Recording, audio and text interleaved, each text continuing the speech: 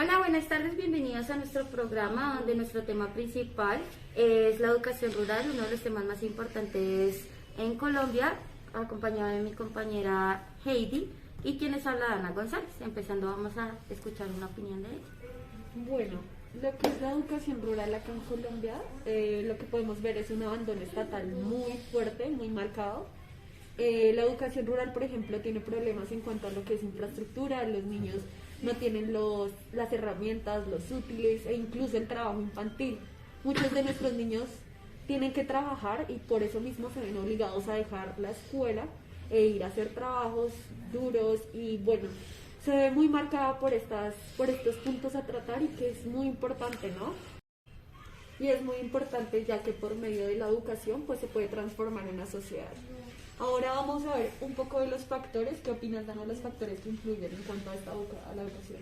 Ok, pues ya basándonos en algo actual, algo que se lleva muchos años tratando, que se le ha pedido al gobierno que lo tenga en cuenta, que lo mire, que lo tenga presente como una de sus prioridades, es que pues los niños muchas veces no tienen los recursos, realmente no hay recursos para que lleguen a los colegios, tampoco existen las infraestructuras correctas para que ellos puedan estudiar. Muchas veces el trabajo en el campo tiene que realizarse y los fuerza a ellos a dejar de estudiar para poder ayudar en sus casas, para poder llegar con un sustento en esto. Entonces nos encontramos muchos factores que realmente ni el gobierno, ni Colombia, ni nada se está tomando en serio para poder llegar a una conclusión y poderlos ayudar a pues todos estos habitantes, ya que no es poco, sino es mucha la población que se encuentra en esto. Sí, y para agregar un poco lo de mi compañera, también hay una falta en cuanto a la preparación de los docentes, en cuanto a educación rural. Hay menos preparación en cuanto a los que estamos acá en la urbanización. Y sí, tocando muy importante el tema del abandono estatal. Entonces, pues como este abrebocas, queremos dar una introducción, una pequeña conocimiento frente a que tengamos en cuenta esto. O sea, nuestro trabajo va más allá de aprender y conocer y dar una enseñanza de lo que está pasando en Colombia y de que muchos somos ciegos a esto y realmente no lo vemos como una problemática principal e importante del día a día. Sí, es muy importante claramente porque los que vienen a comandar el futuro son las generaciones que vienen y pues si no se les da una buena educación, ¿qué estamos esperando del futuro? Bueno, entonces para continuar y conocer un poco más a fondo el tema, vamos a hablar con unas personas que tuvieron una experiencia de educación rural en el campo colombiano y pues vamos a hablar un poco. Traemos a Estefanía, una compañera nuestra, y ella estudió pues en... Bueno, Estefanía, entonces cuéntanos, ¿cómo ha sido tu experiencia en la educación rural colombiana? Bueno, así como por resumir, ha sido una experiencia muy decadente, ya que yo viví mis primeros años de vida en un pueblito que se llama Inírida, en el departamento Guainía, y pues la verdad uno veía tanto en los colegios del pueblo como tal, y también de las comunidades aledañas, que todo era muy decadente. Cuando dices que todo era muy decadente, ¿te refieres a que a la infraestructura, a la falta de preparación de los docentes, en cuanto a qué?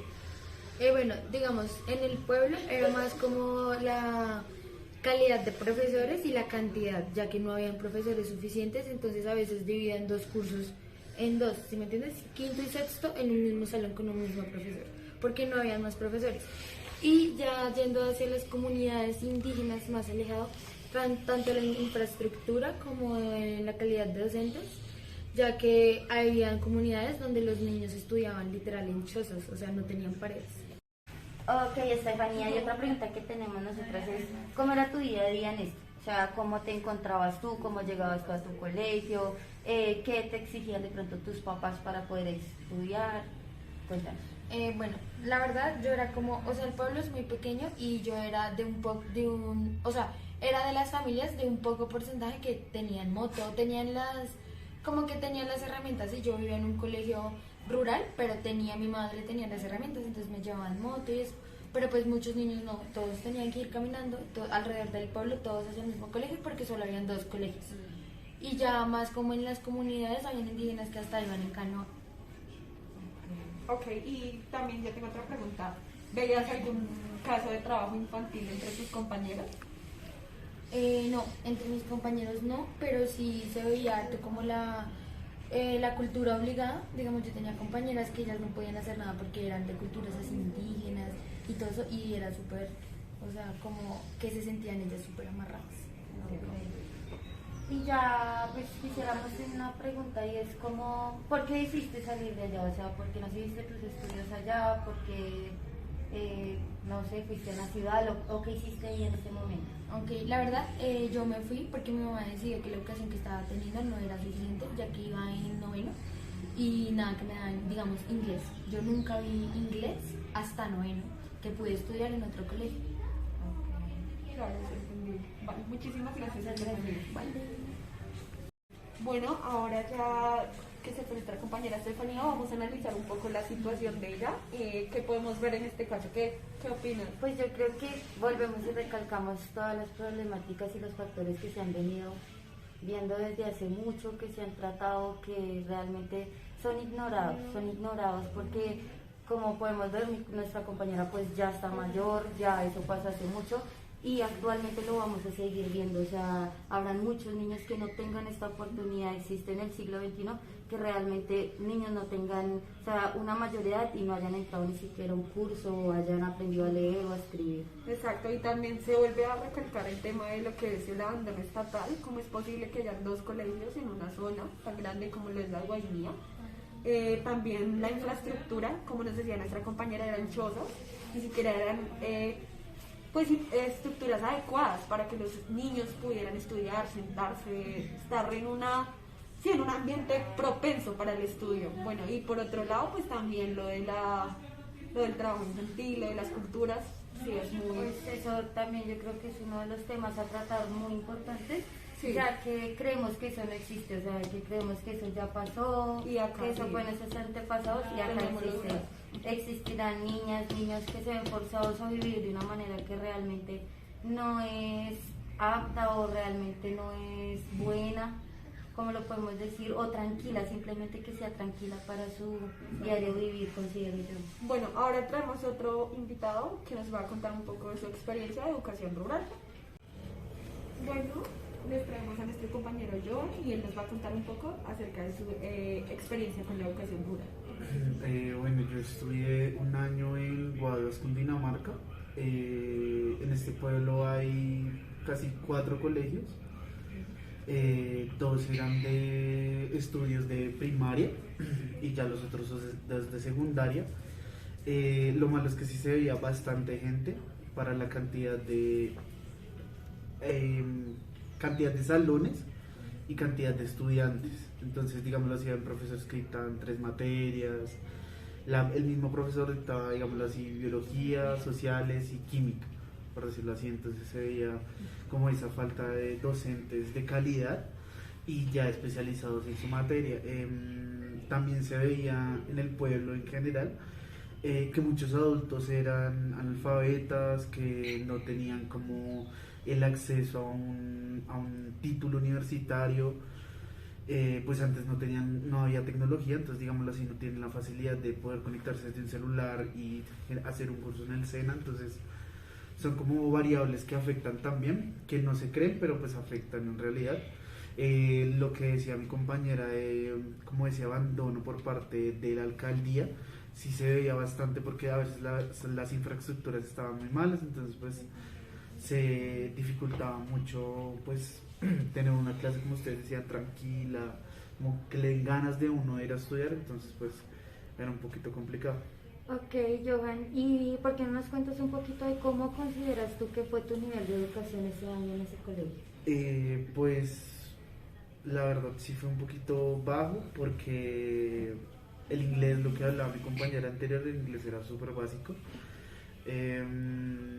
Y las materias eran muy básicas, tuvías una química básica, biología básica, no, digámoslo así, implementando ya un poquito más de biología para secundaria, que fuera más apta para una persona ya de 11 o de 10º grado.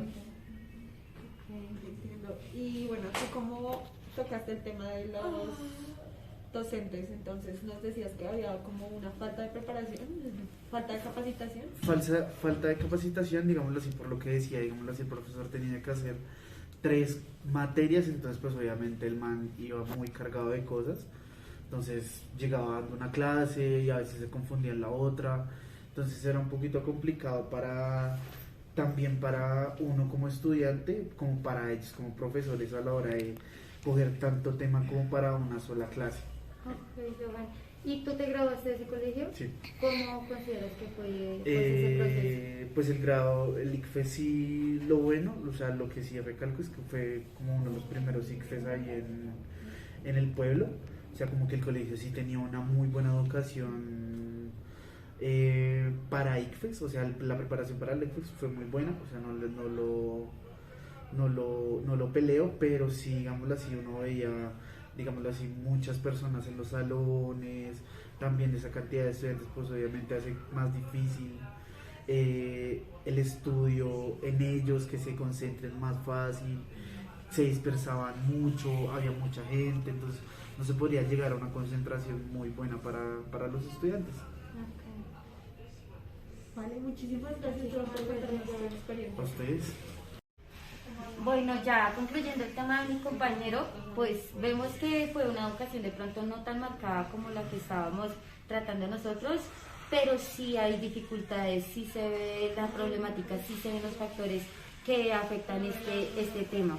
Exacto, también podemos volver a ver lo mismo del abandono estatal, mala infraestructura, demasiados estudiantes, se dificulta lo que es la educación así. Bueno, entonces para concluir, lo que queremos decirles es que lo que queremos lograr con este video es mostrarles un poco de esto. La gente normalmente vive en una burbuja día a día, nosotros los citadinos vivimos pues en nuestras carreras, tratando de salir adelante en nuestra monotonía y muchas veces dejamos olvidado a lo que es nuestro pueblo colombiano. Recordemos que la mayoría, previamente, la mayor parte de nuestro pueblo, de lo que son los colombianos, nos encontramos en el pueblo y todos migramos a lo que es la ciudad. Pero antes nosotros todos éramos del pueblo.